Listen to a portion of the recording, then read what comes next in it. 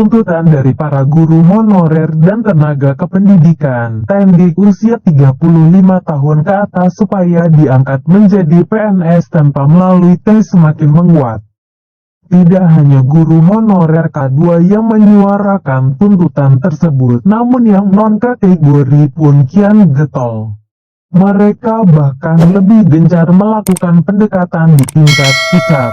Gerakan guru honorer dan teknik non-kategori usia di atas 35 tahun ini memotivasi honorer K2 untuk menyuarakan kembali visi perjuangan awal, yaitu menjadi PNS.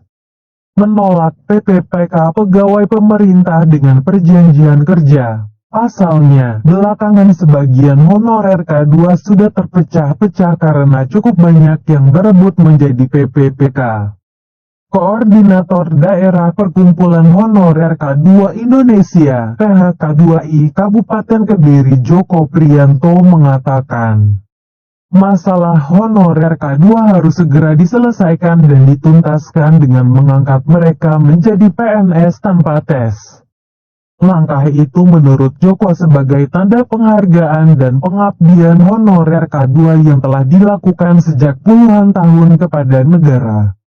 Kesetiaan honorer K2 kepada negara sudah terbukti meskipun dengan gaji yang tidak layak, mereka tetap mengabdikan diri dengan niat tulus dan ikhlas untuk bangsanya, kata Joko kepada jpnn.com.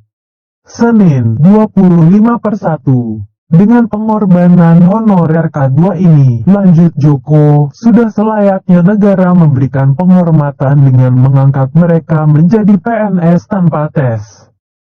Kami bermohon kepada Presiden Joko Widodo untuk memberikan diskresi bagi honorer K2.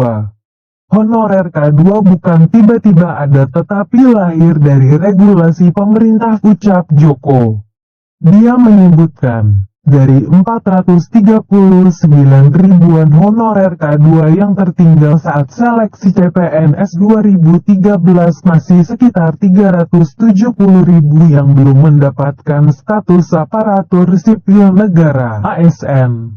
Dari jumlah tersebut, lebih 200 ribu yang berada di jabatan tenaga teknis lainnya dan administrasi. Mereka ini pada rekrutmen CPNS 2018 dan PPPK 2019 tidak terakomodir. Sebab ketika itu pemerintah fokus pada formasi guru, tenaga kesehatan, dan penyuluh. Diketahui bahwa honorer K2 telah melakukan perjuangan cukup panjang untuk bisa diangkat menjadi PNS. Untuk memperjuangkan status PNS, mereka menggelar aksi besar-besaran, bahkan rela tidur di jalanan depan Istana Merdeka pada 2018 lalu.